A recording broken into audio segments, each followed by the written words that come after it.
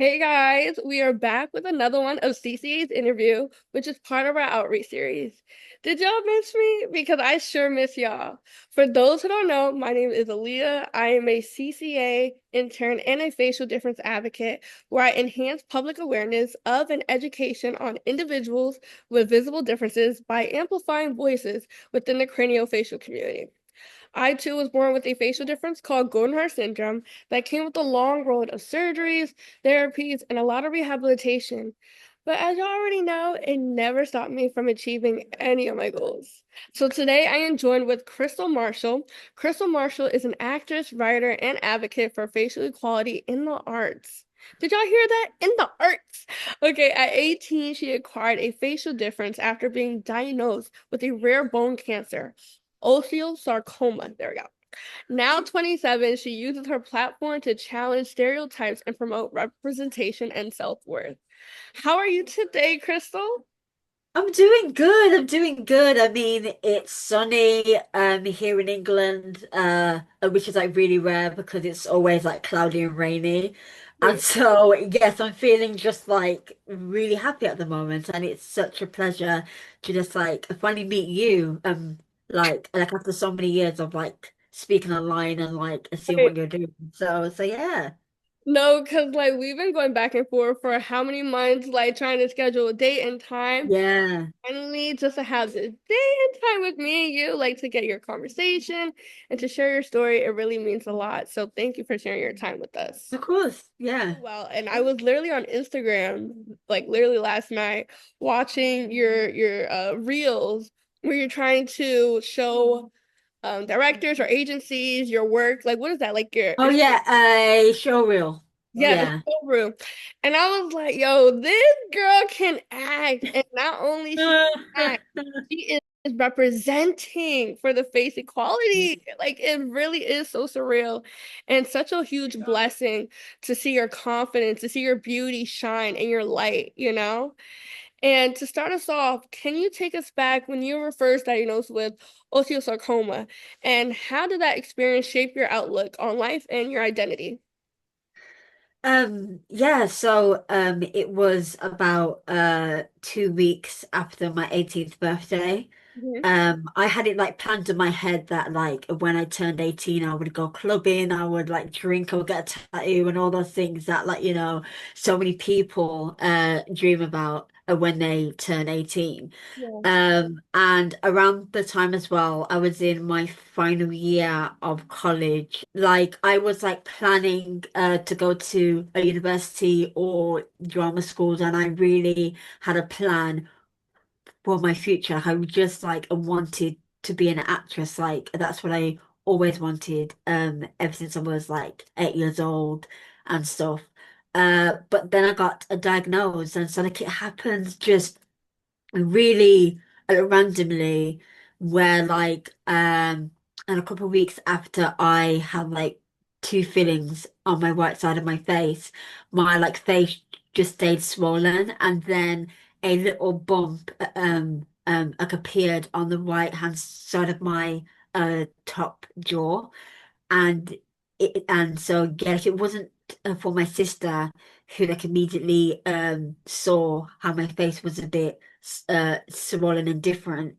Then I don't think that I would have really taken it that seriously, because like I never ever ever like, and even like still to this day, like in modern media, like I've never heard of anyone who's had a facial uh cancer before. Yeah, because so like when they told me after like I had a biopsy that I have cancer, at first like I went through like a denial, and then like fear, and then anger, and just like so much like overwhelming like emotions, because I just felt like, okay, then so I can't be an actor anymore. Like I can't do this and I can't do that. And and when I was diagnosed, um the tumor started to like grow a lot more, like so I had to like immediately have like chemotherapy, and the chemotherapy worked really really well, like my face in a space of like 3 months was like back to normal. Like it really shrunk down the tumor. And but then I had to have an operation, and that was the second most hardest thing that I've ever had to deal with at like a 19. And for all this to happen in the space of a few months, because it all happened in like in a year, that's same year between 2016 and 2017. I was like, oh gosh, like, what now? Like, do you know what I mean? It just seems like um, whenever I went to a certain point of my treatment, that got to be like a really uh like hopeful and like okay, so the tumor has gone down, so that means that like everything's fine. I can go back to like a college and I can apply as a drama schools. And then I had the operation which like resulted in me having my facial difference, where they had taken out the tumor and then they'd taken some bone and muscle from my back and to put on to my face. I was just like, gosh, like my body is so exhausted and so tired that sorry to say, but I didn't want to live anymore because I was just like so mentally, physically drained. And because I didn't have that form of a representation of anybody in a media look or anything like that who had been through what I'd been through, I was like, who can I turn to feel like inspired? Like who can I turn to like just like speak to and like send a DM like being like, oh like or like I'm really struggling. How do I deal with this and that? Like so like I didn't have anyone back then. Um, but like and so like that's why I make it my mission that any person who who sends me a DM on Instagram or TikTok or like Facebook or like whichever, I always like speak to them and reach out to them because I didn't really have that. And I can like say now that I'm so grateful that I've met a total of like 6 to 7 people who have all had a different forms of facial cancers because we are like a small group of people. And so, yeah, it just really makes me feel less alone. And also, like, because I don't really know, like, my life expectancy, like, it's a bit of like a fearful thing. But, like, I know a woman in Spain who has been like 18 years like cancer free, and she's got like the same type of an operation as me. Like I saw, like it's so funny. Like I looked at her picture like the other day and I was like, oh my God, like she's like the a Spanish version of me. Like and we look so similar because we both had the same type of cancer, like and the same an operation as well. Like and so we just like it's also funny. But yeah, like I mean, yeah. So like having her to I look up to, like even if it's just a one person, that really like it keeps me going and it's like she's still healthy and living and great. And so I'm like, you know what, like I'll be fine. But that's why a representation is so important.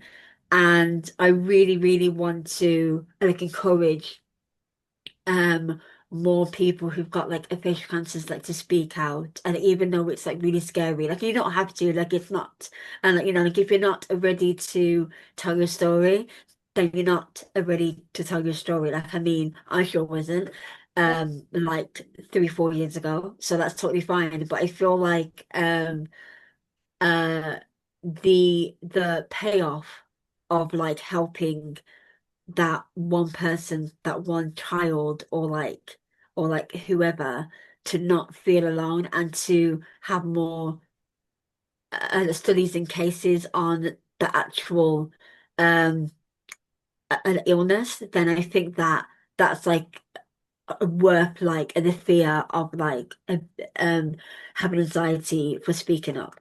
And so that's my really long-winded answer to your question. But yeah, but like where I am at now, I can happily say that I am happy, I'm healthy. I've had my cancer checkup about 2, 3 weeks ago, like, and they were so happy and proud that I've come so far. And there's been no like recurrences of any type of cancer. And so like that to me was a win. Really. So yeah. Oh, I love that. I love this for you. And as you were talking about osteosarcoma, and you were talking about how it emotionally and physically drained you, and I can relate to that, you know. Well, for me, being born with a facial difference right off the back, I was immediately straight into surgery, therapies, and rehabilitation. And as you mentioned, like it was just it made you stagnant. It made you realize your or like question your worth and question your ability and question like, oh, like am I able to go into acting? Am I able to go into the passions that I've always loved since I was a child? My question for you is, what made you find your spark again? What made you go out into society and prove not only to yourself, but to everyone around you that, oh, I am going to be that actor. I am going to continue writing. I am going to be the person that I've always wanted to be in because, like, mentally, it's very hard to get yourself out there and because, like, we've been through so much, very difficult to, get into that positive headspace, like, oh yes, like this is who I am, like yeah, this is who I look like, this is what I'm going to endure. And so my question for you again is like, how did you find your spark and how did you find your voice? How were you able to make that leap of faith into acting and writing and just into the arts? Like before this call, I was listening to a podcast by Dr.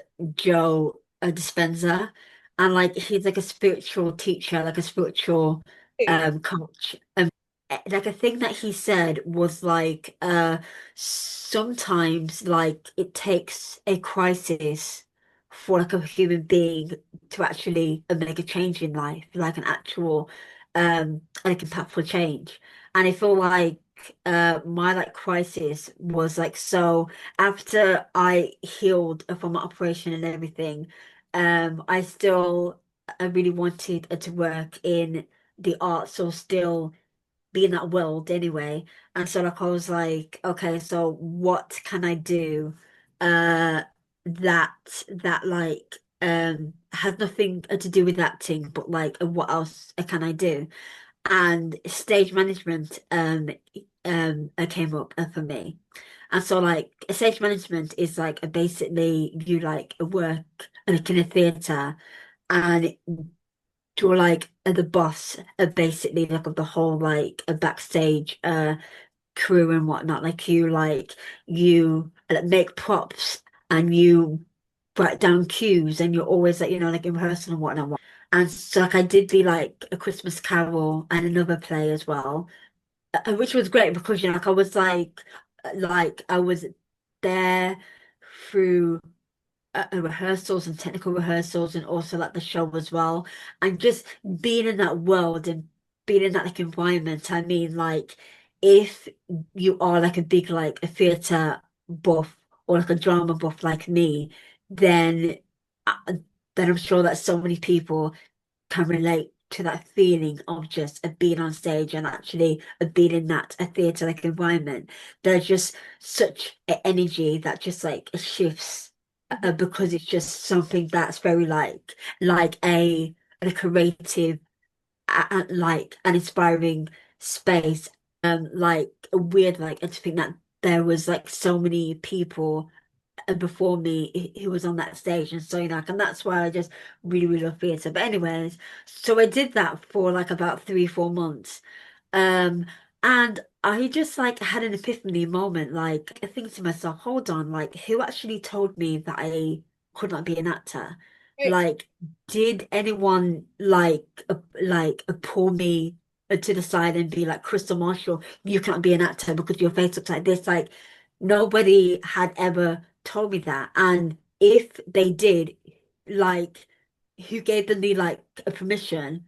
or like the acts to like tell me what I can and can't do. No, like, do you know what I mean? And so I almost had to slap myself awake. And I do feel like things happen for a reason. And God puts things in our paths that like He knows that we can handle. And I feel like I do believe that I was born to act, or like born to be some type of like a creative person. And so like in order for like me to reach at the point of like today, like I had to do that stage management thing and feel so comfortable doing it that like it prompted me to like apply to like three different drama schools. I was really like, I was really brazen. I was like, like I'm going to apply to the top three drama schools like in the country just to see how far like I would go. And I got through to like a one drama school, which was like the second biggest like in the country, LAMDA. And I was completely shocked that I even got that far. But like You're shocked by what? I Shocked by what? like I felt like I went through so much like trauma and pain and anxiety and whatnot. And my face changed. I mean, like an actor's main like like important tool, um in my opinion anyway, like is their voice and their face. And so that second part had been like taken away from me, like essentially. And so I was like, oh, like, with like a social media in Hollywood these days, who's gonna actually take me seriously? But like I feel like during like the interviewing process, I made it like abundantly clear that I'm not like interested in being famous or whatnot. I just want to tell stories and also to just like be another form of like a representation for people who look different, because like it had taken this to happen to me to realize that like a characters like a Phantom of the Opera and Hunchback of Notre Dame and like Scar as well, like in The Lion King, they all had a facial scarring or differences, but they were like portrayed in a way that like I didn't like or really appreciate. And so I was like, hold on a second, who are the people in these rooms who are making these like decisions? And why aren't they like confronting their like biases on a group of people, like even if it's a cartoon. I mean, like I heard about like a year ago or something that they're gonna make a Hunchback of Notre Dame a musical, and I'm like, why are you doing that? And so, like, like, and so I'm just a bit like, yeah, because I have like, certain like views on that, and I'm just a bit like, please can we just create characters who are like more like multifaceted, more interesting, not to say that those characters are not interesting, but it's like it's really dangerous to just pick a one type, a caricature of a person, because kids are going to watch that and then they might take that viewpoint of like, okay, so people who've got visual differences are evil or they're weak or whatever, and then they'll like bring that to school or to home, and then they were like picking a kid who's got a facial like, so like I just feel like that's why I wanted to be an actor the second time round, because I really wanted to help change that. Like I know like I'm just like a one person, but like it's better than nothing, like and so yeah, like, and I feel like the drama school I went to, they like recognize that. And like I'll always commend that school in particular, not only trust me, but like also for like just like it teach me so much. I mean, like, and my confidence in who I am now is like is half of it is all thanks to them because uh acting is such a vulnerable thing to do because you're like showing like yourself. But like I feel like that school had like revealed parts of myself that had been hidden and buried Mm, um like amongst their trauma, like and the noise and the mess to yeah, actually show who like I am now. yeah, And so I will always like be so grateful to them.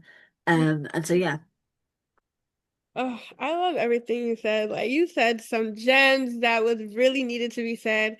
Everything happens for a reason. I'm a firm believer in that. And me with a facial difference, being born with a facial difference, I did not have a great, huge faith when I was younger.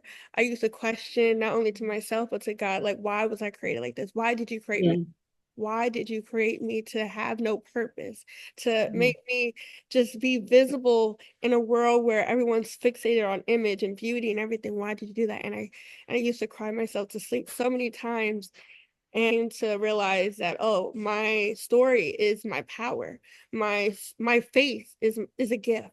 Wow, like you made me here for a reason. You made me stand out in my own way to show other people what a visible difference is and how I can use it and how it's not a burden. It is not a curse. It is not any stigmas that are placed upon us. That is not that for me. Like it's so crazy because I had such a great support system, and my family would always tell me like, you are just like anyone else, you are beautiful no matter what. And when I was watching those Disney movies at the age of 8 and 12 all the way through my teen years, I didn't realize all the villains were all had facial differences. Like Scar had the scar from Lion King. I remember there was another one from Batman. I don't know if you've seen his name is Two-Face. yeah, And yeah, yeah. Yeah, see, like so it's yeah, I I've got the experience of having two lives of like so since I was born, like until I was about 18 and 17 years old. And like I lived like a normal life. Like I'm a Birmingham uh black girl like from the UK, like and so like, it wasn't anything like yes, I got like a teased and bullied because of my stutter, and also like I had like alopecia as well, and so like I got bullied around that time, but I wouldn't say it was like a big struggle. And mhm, so and when I saw like movies like as you said, Two-Face from right, Batman, I just like I didn't even think twice like about it. Like I was thinking was like, oh my gosh, like oh wow, like that's so like a shocking how, how his face is like that, like and that was my like 12-year-old brain. Um and like yeah, how I thought. But then when I had my pastry bits now, like I was like, oh, yeah, okay. So like all these characters that I thought were like uh cool or like yeah, whoever, um I see a pattern here that like it's just like playing into in a caricature that is really a negative, and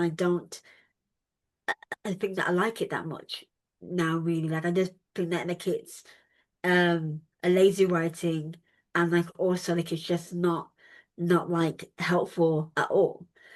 I try to use the two versions of myself like in every like speech that I do, or like in like an advocacy like I do, mhm, because what has happened to me can happen to anybody. um I was a healthy person, and so many right, people who've had cancer are really healthy. Like, every single day we make a decision to like be dragged down by what has happened to us and our life experiences, or like a weekend like I decide to like face them head on and to have a serious a conversation with ourselves and be like, no, like I actually I want to make a change because who I am now, like I don't really feel great, and so like I want to make a change, and that's what I did. And so like I was like, yeah, like I could spend hours and hours and hours typing online about how I hate these characters and like how like it doesn't represent me or my friends like in the community, or like I could do Mhm. something about it. And these days it's so much more easier than it was 10, 20 years ago to do something about it. Crystal, you know you're light. You are such a beautiful light. Like, you shine so bright internally, the way you speak, the way you are, and not only you're a representation in the media representation, but you are representation in the Black community. You are representation just for anyone that just needs that, that voice, that confidence. And you just pour and just show that just so effortlessly and eloquently. Thank you. Thank you, thank you. Like, yeah, I'm not really used to like people that I speak to just like showing me so many great compliments, and so like I feel a bit awkward receiving them. But thank you. So my next question for you, Crystal, is how does it feel to navigate an industry where people who look like you, Black, visibly different, are almost invisible? Um, yeah, so like in the UK, I feel like it's slowly starting to get better, like in the sense of like uh Black people, like in particular because of like Mm-hmm. Bridgerton and like like other things as well, and it's become a lot more like inclusive, Mm-hmm. and so like I see myself on screen, and so like it's very like refreshing. Yeah.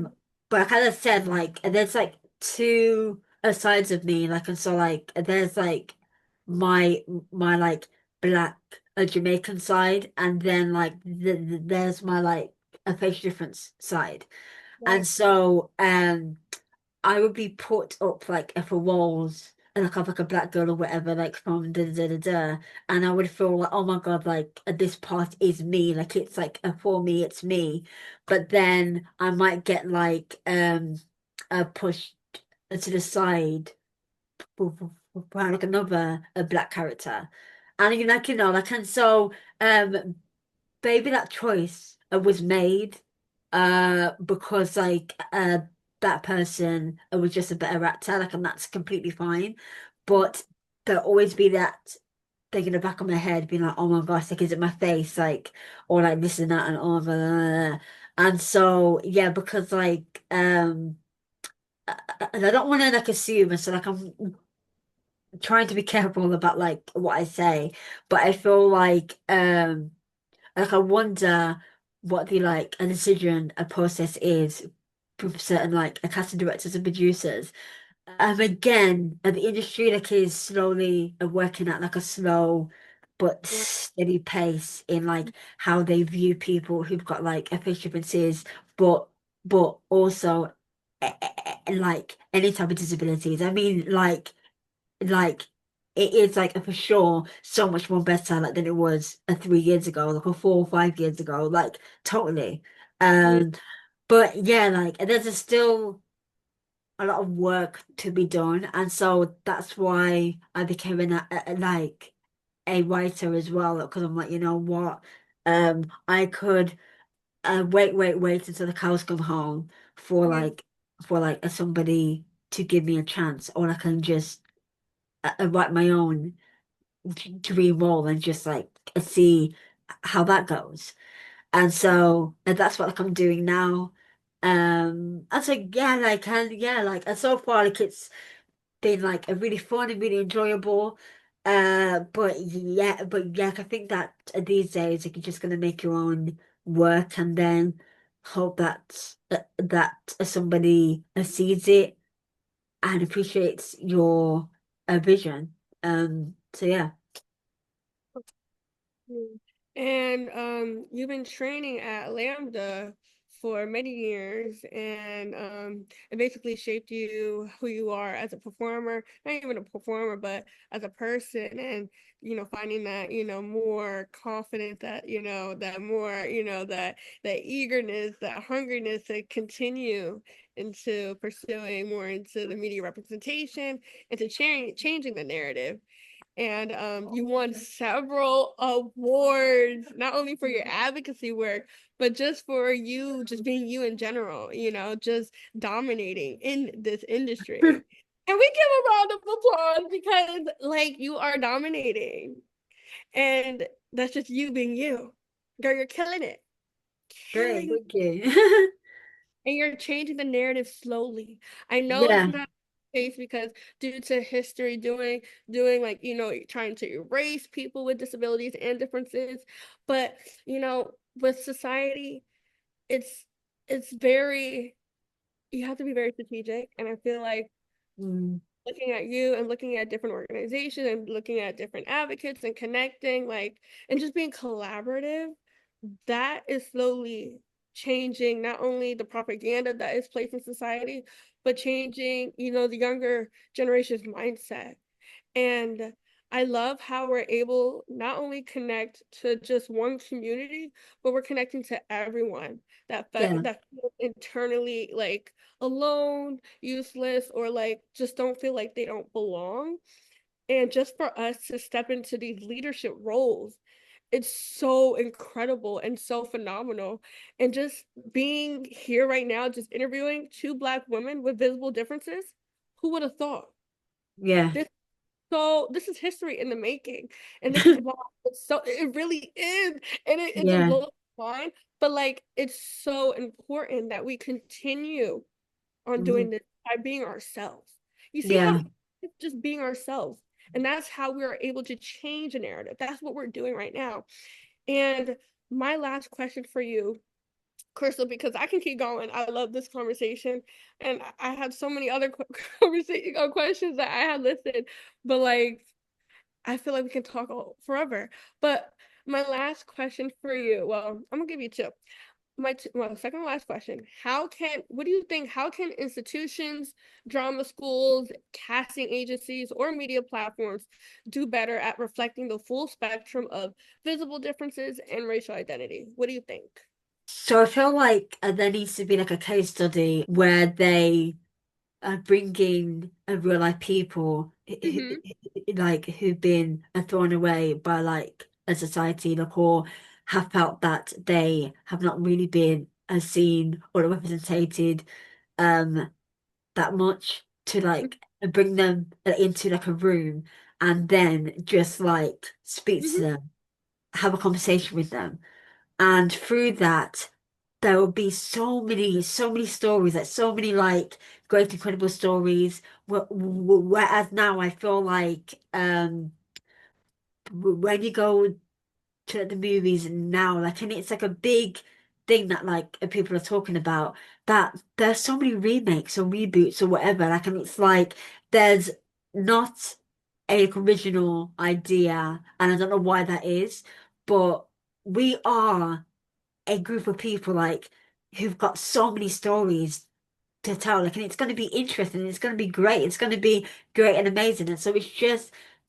being that brave, just to like speak to those people, hear the Yeah. stories, and like also like expand your brain a bit as well, like in your like creativity a bit more, and Right. just like look out of your like home life and your like a community, and Right. see like try to like reach out to like other people who are Mm-hmm. like a completely a different than you, but Mm-hmm. want their stories to be told.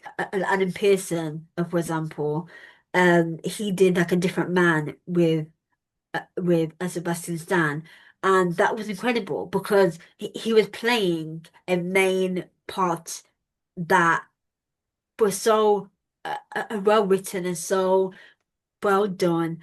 And the director, he's also got a picture of us as well. And so it was just something that again, 5 or 6 years ago, it would not even be possible or heard of or whatever. Like, and so it's just like, yeah, and so just like being brave enough to Right, make that change. And so I right. feel like, yeah, that's what they should start doing or try to challenge themselves to do, most definitely. Totally agree.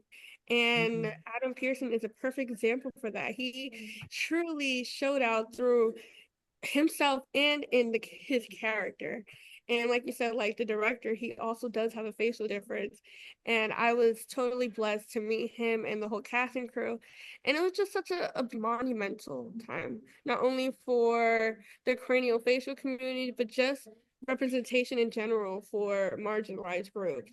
Yeah, And definitely, so it's very hard to change, different mindsets when they're already instilled and like, performed or just all the definitely. instilled in them, and Yeah. that's how they react or respond to people with Mm. disabilities and differences. So just continue like how you said, like just sharing more stories and just being out there, being visible. With me, like I have been through a serious thing like cancer. Yeah. And so like I'm like, you know what? I could hide in my room and put my head in the sand just to make my life happen to me and Mm-hmm. just like go about my days and my life.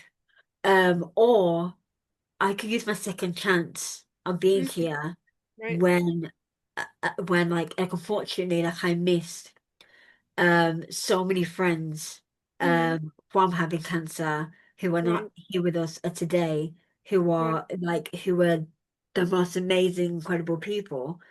So like, why am I here?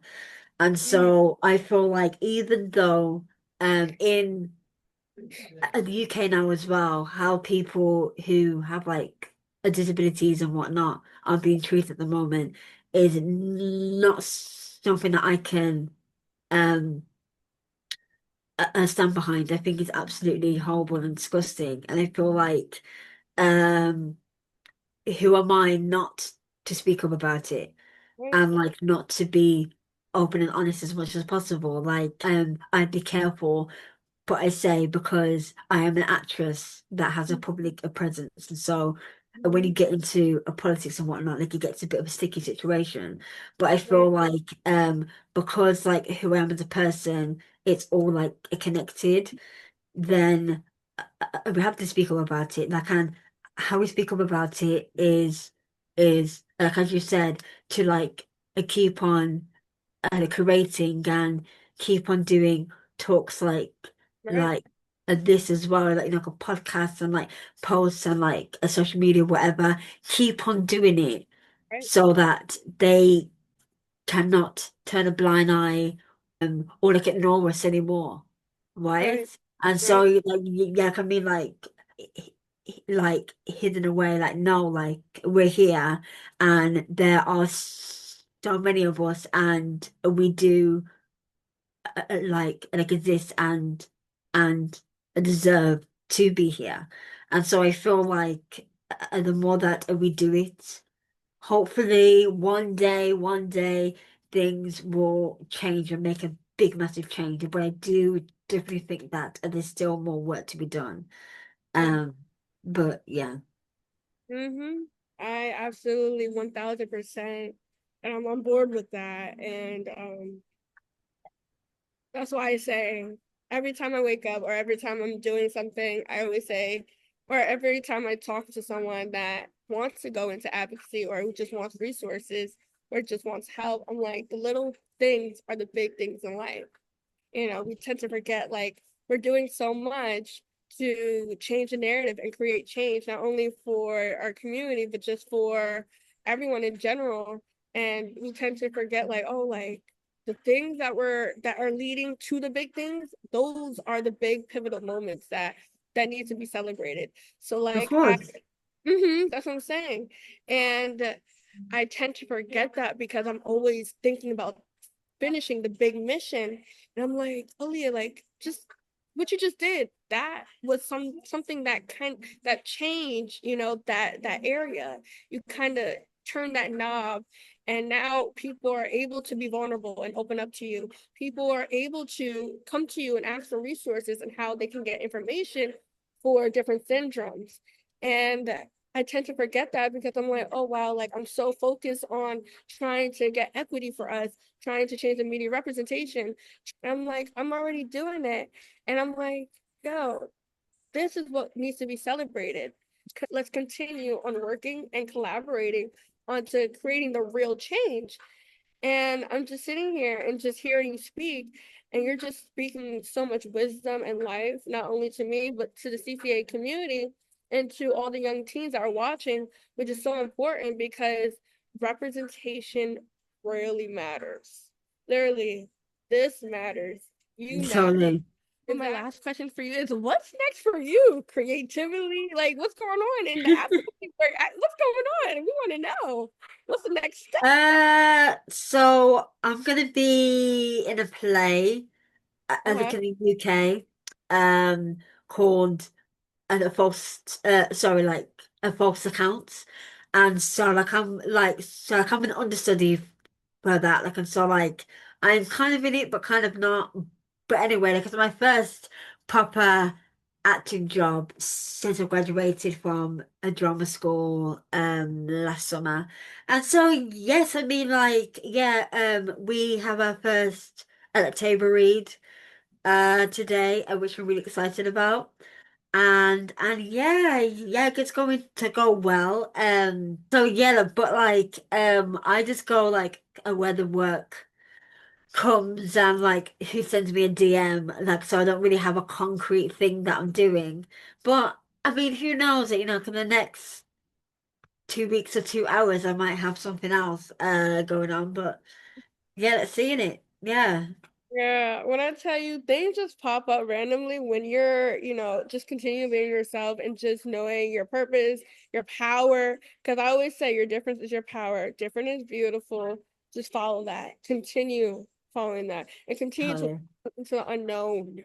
bravely and confidently and beautifully, just as you're doing. Because Yeah. that's a line. Well, I'm not even kidding you. Like ever since I started public speaking, everything started aligning. Like I started becoming more at peace and I started protecting my peace at all costs.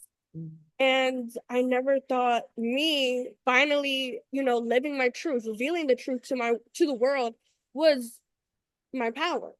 Something that I was so ashamed, something I hid. And I can think you can relate to that because I'm owning who I am and you are owning who you are. So I just want to thank you so much for sharing your story. Not even that, just being a light to the craniofacial community and a light to others, and just continue on thriving, not only for the craniofacial community, but for the Black community and just women in general, because we all need it. We all need that support system. And it has been a pleasure chatting with you today. If our audience wants to learn more about you, where can they follow you? Yeah, so I'm an Instagram called Crystal the Actress. Um and yeah, like and also like I've started to post on TikTok recently, but I'm not really on there too much. But like Yeah. it's Purple Justice 4. Yeah. Um, because like a purple, I think is my favorite color. Like, so I love that. Yeah, Yeah. so yeah. And then yeah, like, and so that's where you can find me, and hopefully, yeah, like in the cinemas. Who knows? And like really, I can put that out there. Like like a see me on the cinema screen. Fingers Yo, crossed. y'all stay tuned. She's gonna be on the big screen. The big screens. It's already set in stone. Okay. Already see the vision. Yeah. I already know it. But again, thank you, Crystal, so much for being a Thank part of you. Thank Oh, you. energy is so magnetic, and this is what we need in the world. So, Yeah. guys, stay tuned for the next series, and thank you again. Goodbye.